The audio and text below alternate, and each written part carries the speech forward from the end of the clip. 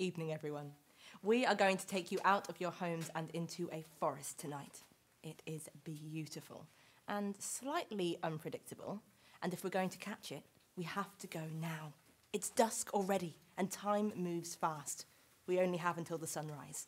I'll be playing the character Puck, who is generally a bit of a troublemaker, but tonight should be a reasonably reliable guide. Fingers crossed. Follow me.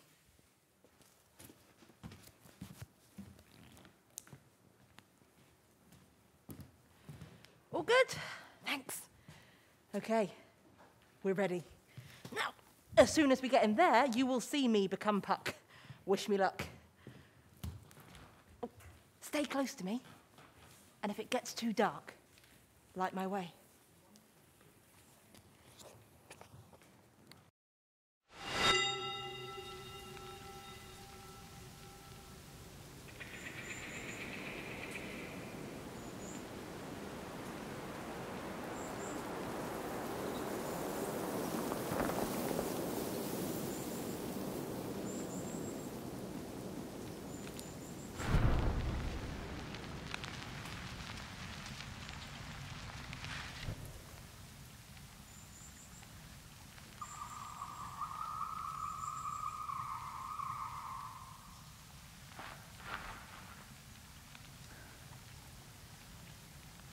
Stay close.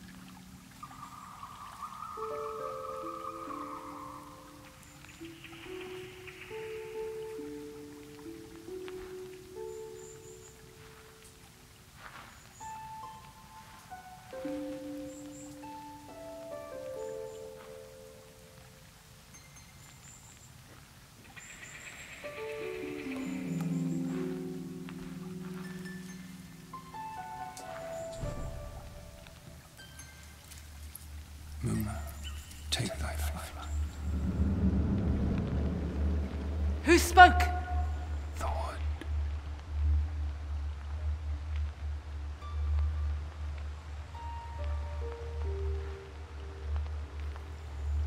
Fallen am I in dark, uneven way. By paved fountain, or by rushy brook.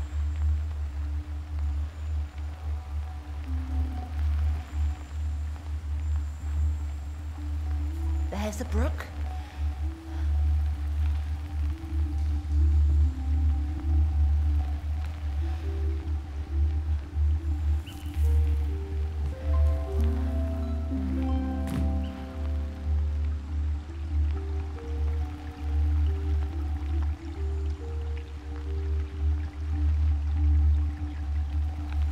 About the wood, go, swifter than the wind, and light it.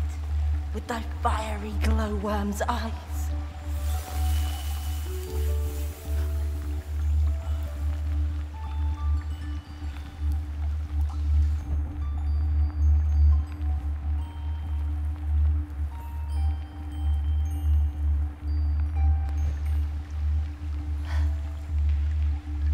Now, sweet friends, I need your help.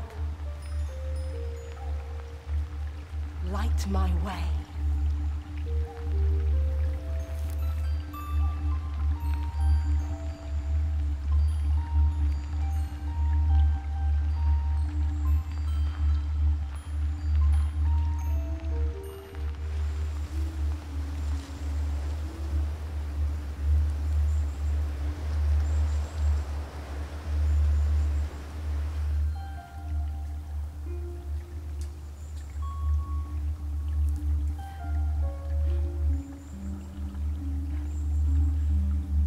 Show me thy golden light, you fiery glowworms. Canst thou lead me through the glimmering night?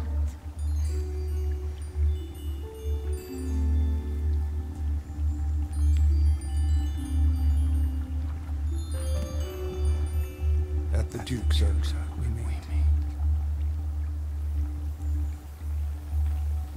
The Duke's Oak?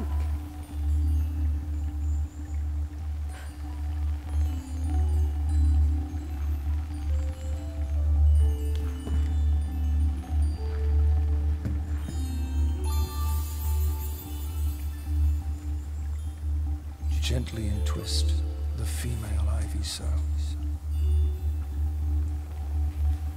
Ivy?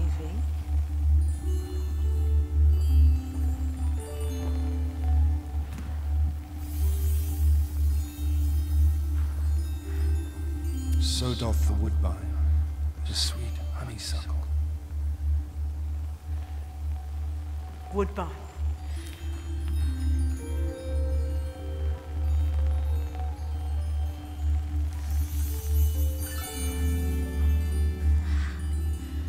Fall in the fresh lap of the crimson rose. Rose. Rose. Rose.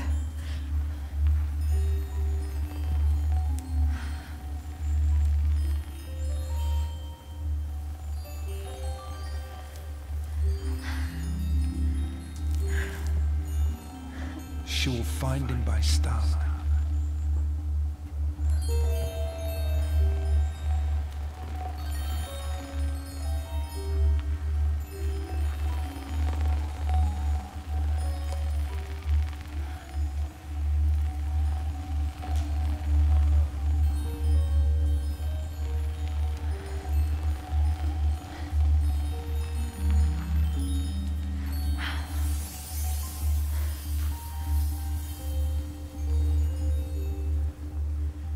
This rough-cast stone now more engilds the night than all yon fiery orbs and eyes of light.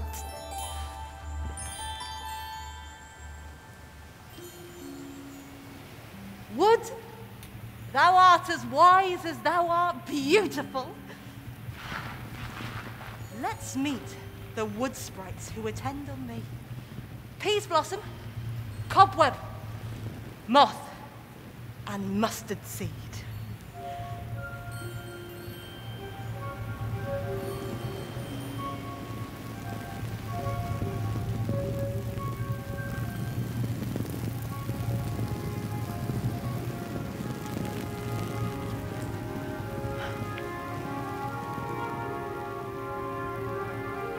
Moth.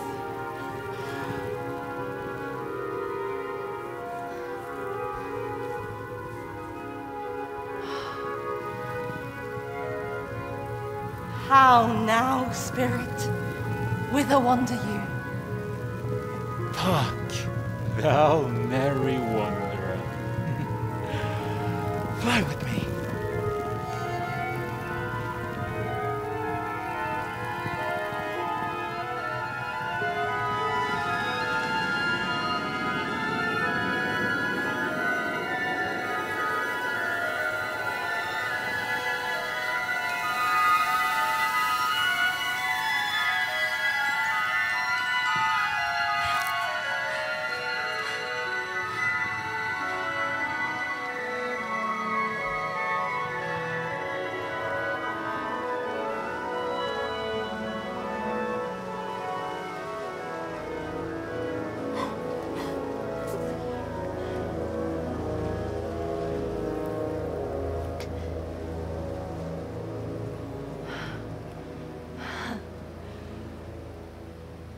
shall we have some mischief here?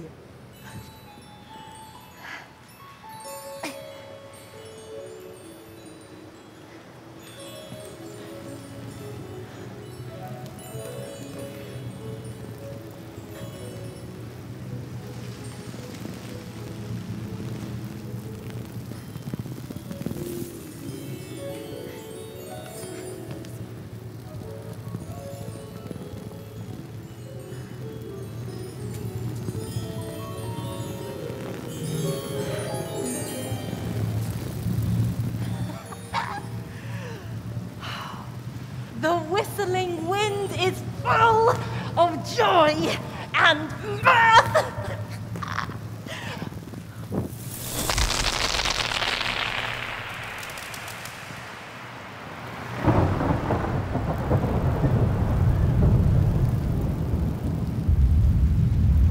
That storm shall do such mischief in the wood.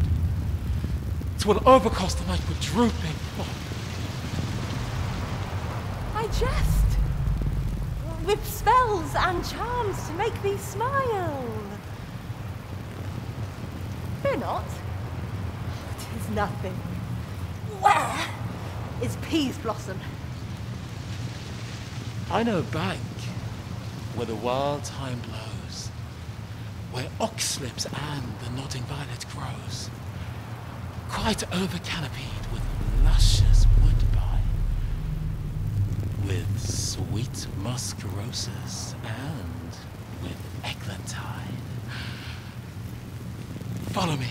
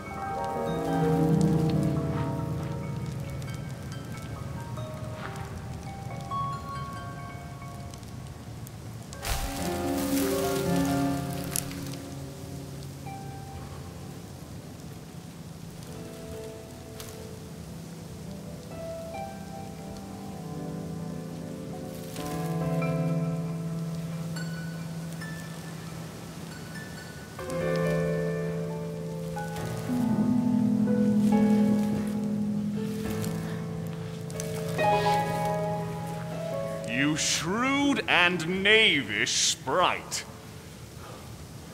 What hast thou done? I know not. Why? Do the seasons alter? I heard about your stealth into this wood. You bring new friends and strange companions. This is thy negligence. I fear we shall not see the coming morn. Seek out Cobweb. Where? In some bush? Where does she hide her head? She will creep into an acorn cup and dream away the time. Haste. Make no delay. Over hill, over dale, through a bush, through a briar. Follow me!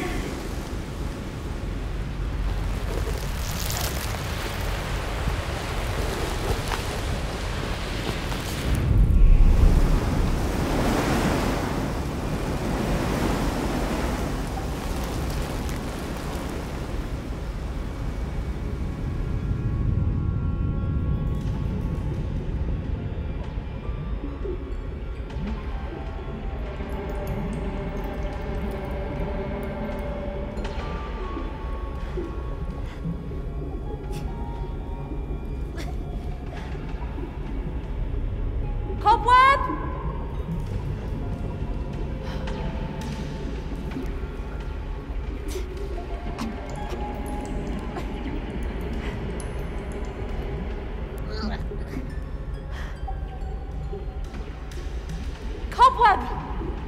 If you live, good sprite, awake! No! I, upon this web, will rest my head.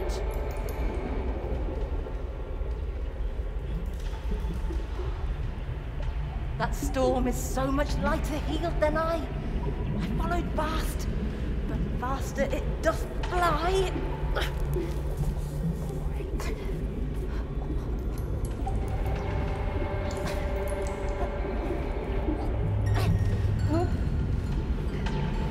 How long within this wood intend you stay?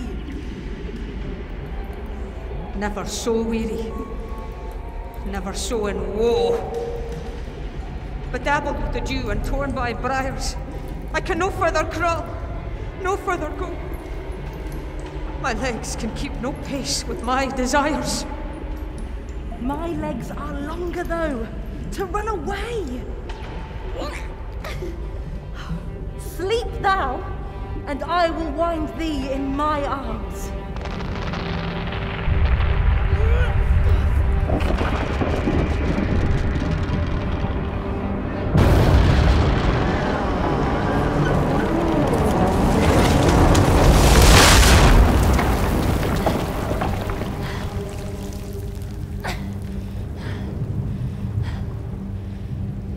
In this acorn cup, I'll carry her until dawn.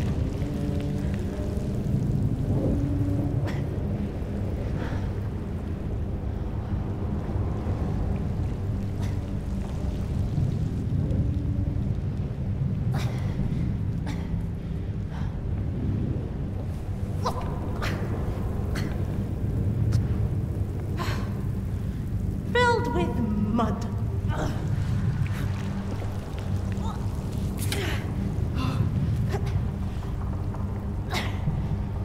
O'er and o'er I fall. Mustard seed. Puck! Thou, I fear, hast given us cause to curse. Fly this place. Follow me to plainer ground. The jaws of darkness do devour us up. So quick bright things come to confusion.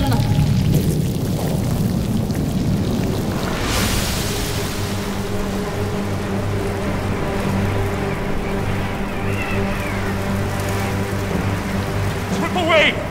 Make no stay! Meet me, all, by break of day. That acorn cup, I pray thee! Give it me!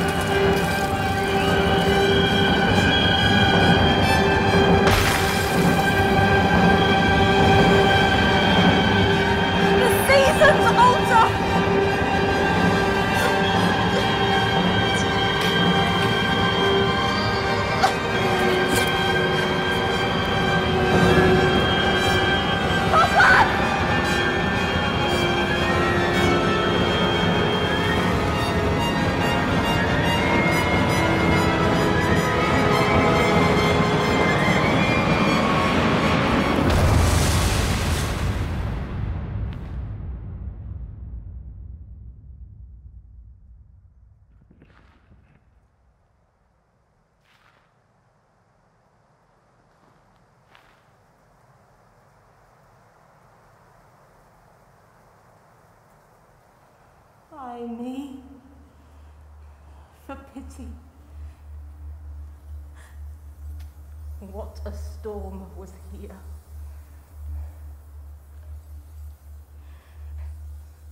Now there is nothing in the world.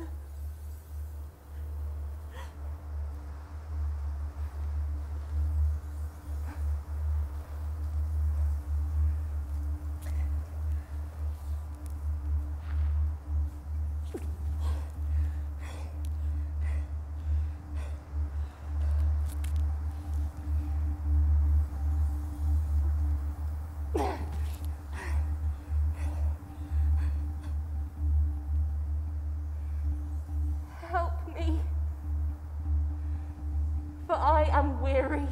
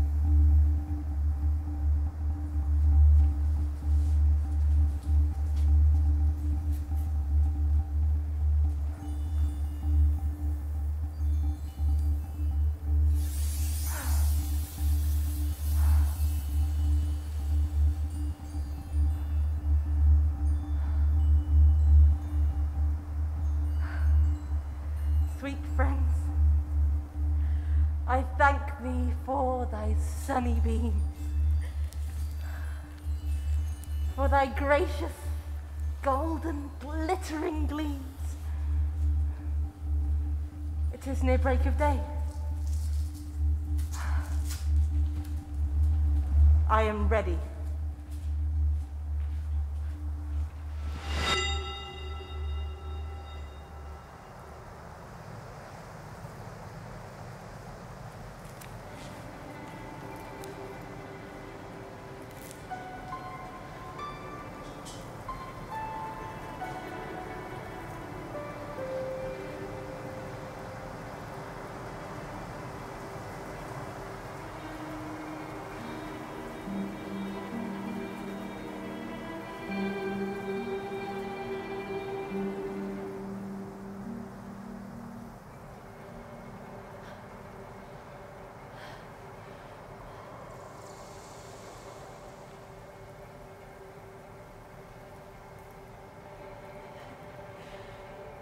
Hence,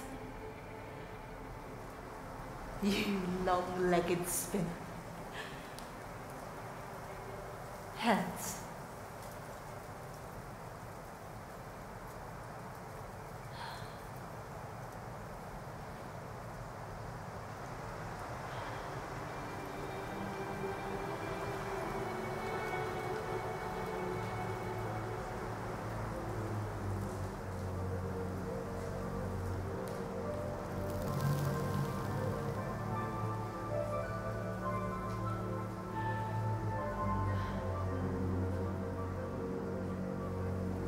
thou shalt fly.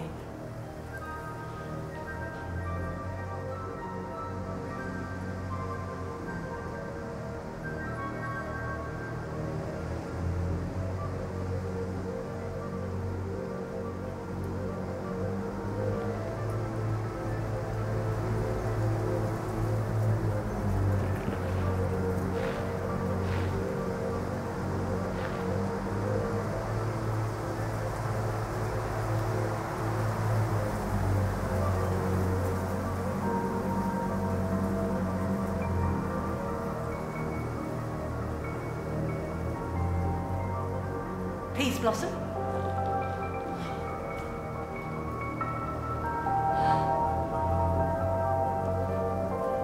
Here is a coronet of fresh and fragrant flowers.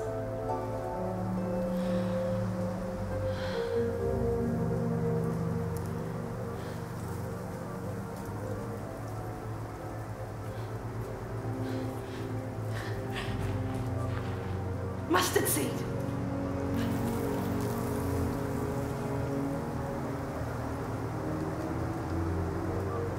Grow. So live.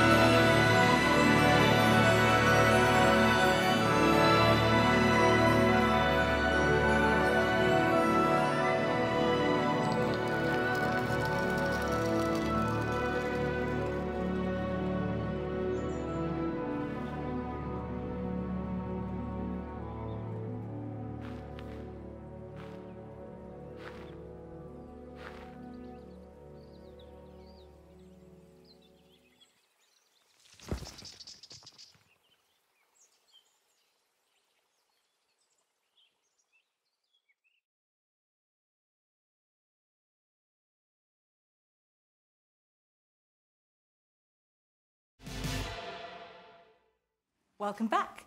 May I please introduce our host for the Q&A, Maggie Bain. Hello, everybody, and welcome behind the scenes and into the volume where we have just been performing Dream. My name is Maggie Bain, and I played Cobweb in the production. I'll get the cast to introduce themselves, and we also have two special guests who I'll introduce in a moment. And then we will answer loads of your questions, which are pouring in, which are fantastic. But to begin with, let's make sure that you meet everybody.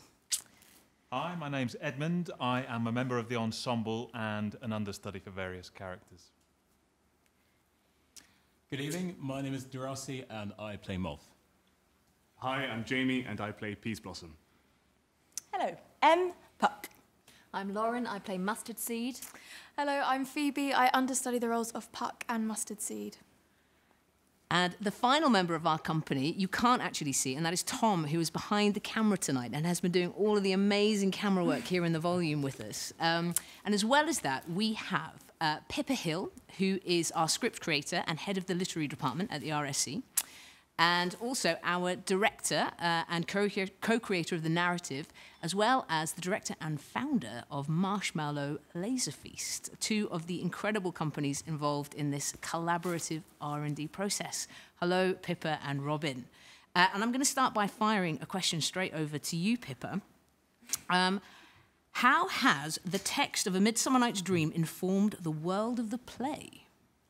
Oh, that's a great question.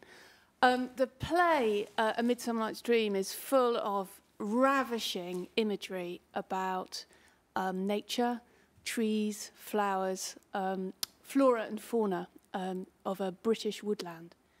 And one of the first things Robin and I did was we went through the whole of A Midsummer Night's Dream and drew out all of that imagery. And we created a big list of lines like the barky fingers of the elm and the rushy brook and the eglantine and the blowing, nodding violets. We made a whole big list and we gave it to the artistic development team. And so the wood that you see that the whole journey is set in is created out of all of the imagery from the play. So it's entirely the world of Midsummer Night's Dream, but realised in a virtual wood. And it's absolutely gorgeous. And to understand a little bit more about how that gorgeousness gets created, Robin, how do we transform this studio into all of those things that Pippa was just talking about? Well, it's a truly collaborative process. And in this mixed reality stage, what we're dealing with is a huge challenge to turn 7 by 7 meters into effectively 7 by 7 kilometers, a forest, a vast forest, that takes people into the canopy and under the forest floor. And we thought it would be great to allow the story world to frame the characters that we picked and choose the nooks and crannies and the different perspectives that the technology can provide. And we had a lot of fun in the character creation. But it's a huge challenge in that at one moment, as you well know, these staging blocks are a stone on the ground.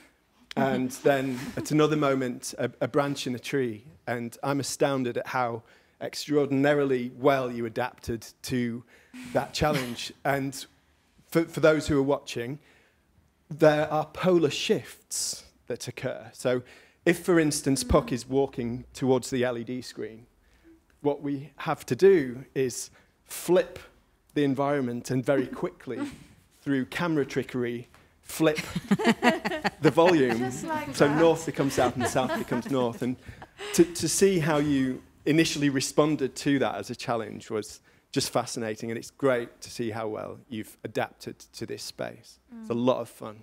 Mm-hmm.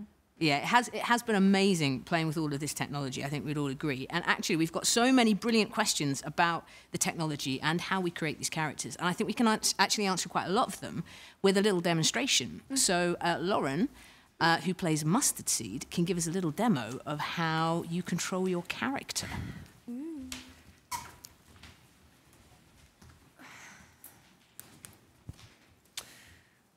Well, I have my own light here, as you can see. And it's the one moment in the performance where I get to take my mask off and everyone else keeps very far away. So I can see the big screen sort of out of the corner of my eye there. And on this tiny screen here, I've sort of got a grid on my face. And I guess the movements that it picks up the most are my eyebrows, my blinks, my mouth, as you can see me talking, of course. And head turns. So when Puck first arrives and climbs on my face, I actually have my eyes closed because I hope that the audience can't quite tell whether it's a face or not. And then there's a cue where I open them and turn and find Puck. Yes, in my hood. Amazing. It's so great. And it's so fun to play with all of these different things. We actually have a very specific question from Ella, aged 7, who would like to know, and I think this is probably a question for Puck, how did you know how to get around the trees? Oh, a lot of trial and error, Ella. There was many a time that I walked into a bush or a tree, and as you can probably see on the floor, we have this grid, and there's some tape marks that were very helpful in order for me to be able to know where I was going.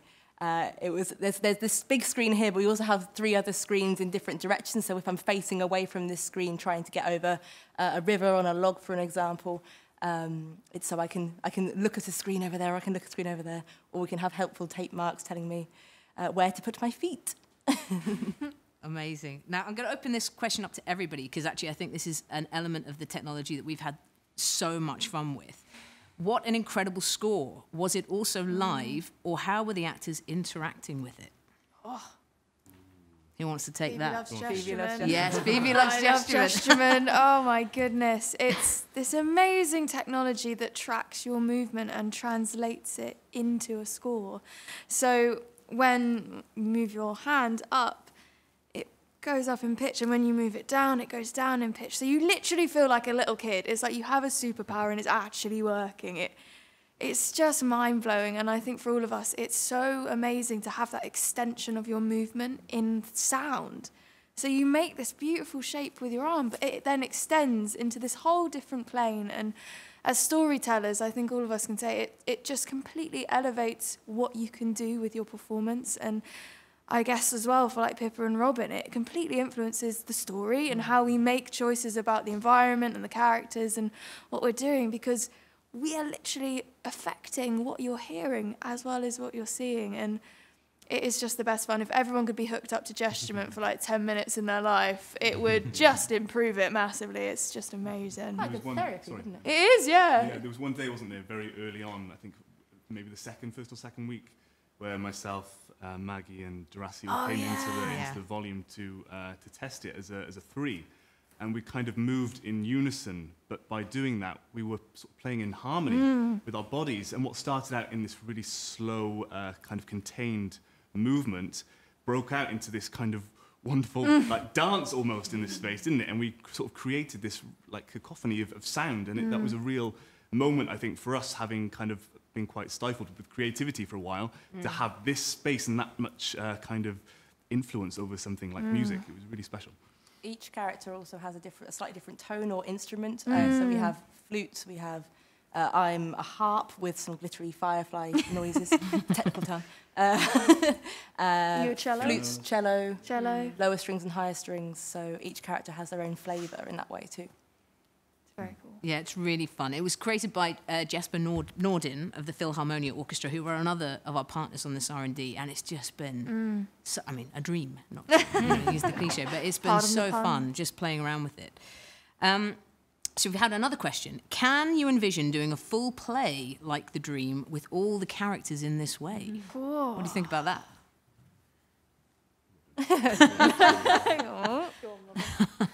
It's just extraordinary what we've learned. In that we feel, obviously projection, for example, is used in stage productions a lot. And it's just been fantastic to invite the audience in as well. And this brings new questions about how audiences engage with story worlds. And we're really excited about the prospect of virtual beings and virtual environments when we eventually gain access to theatres when the doors open and other cultural venues, that sure, let's apply this technology and engage with audiences that are not compromised by the geographic constraints. You know, this production is hopefully a stepping stone. We've developed it to inspire new productions like it, and we want to share our learnings and just share the passion and discoveries and huge obstacles as well in what we've done here. Amazing. So we've just had word that we've had 7,737 people from all around the world tuning in tonight, which is absolutely incredible. And one question leading on from that, I guess, is what do you think Shakespeare would make of seeing his work presented in this way? I would hope he'd absolutely love it. I mean, he's one of the most iconic storytellers ever, and this is such a new and incredible way to tell a story. So to have that injected into your work and elevate it, I don't think you can not love it. And what's so exciting is the way that we're telling this story makes it accessible, like Robin was saying, to so many different people, because they can watch it at home. People who wouldn't normally access Shakespeare's work, we're presenting it in this way, and hopefully some people who are watching today, of the 7,000 people, hopefully some of them wouldn't have ever ventured over to Midsummer Night's Dream, and maybe this is just the little starting seed of you discovering more of Shakespeare's work, and I think that's a real gift, and I'd love it if I was him, wouldn't you? Like, look at this. He was a very radical writer. He was, wasn't he? He wrote new plays really fast and really brilliantly. So I think he was probably inspired by all of the new technologies and ideas available to him. So, yeah, I would hope it would call to his mischievous, radical spirit. And also, Shakespeare was considered to be quite ahead of his time as well. So I think he'd be pleasantly surprised with all of it, like, you know, all the different languages that his work's been translated into as well. So, yeah. So I think we are all in agreement on that one. Imagine. No. So, okay, what have been your greatest takeaways or learning points from this production? Deep thinking. Jamie's groaning. Just how much I love my job. Yes. Like, quite simply, just how much I've appreciated this time and this space with you, and just being creative. And everybody have got on so well, and it is a real collaborative effort. And the spirit of this production has been wonderful. And I don't think any of us will ever forget what we made during this time. Yeah, absolutely. And we have so many questions pouring in, and unfortunately we won't get to answer them all, but we are doing a Q&A after every single performance. So please feel free, come back, watch it again, join us, and we'll have different guests so you can talk, we can ask questions about different areas of the production. We are so grateful to have had you with us tonight, and we hope that you've enjoyed the show.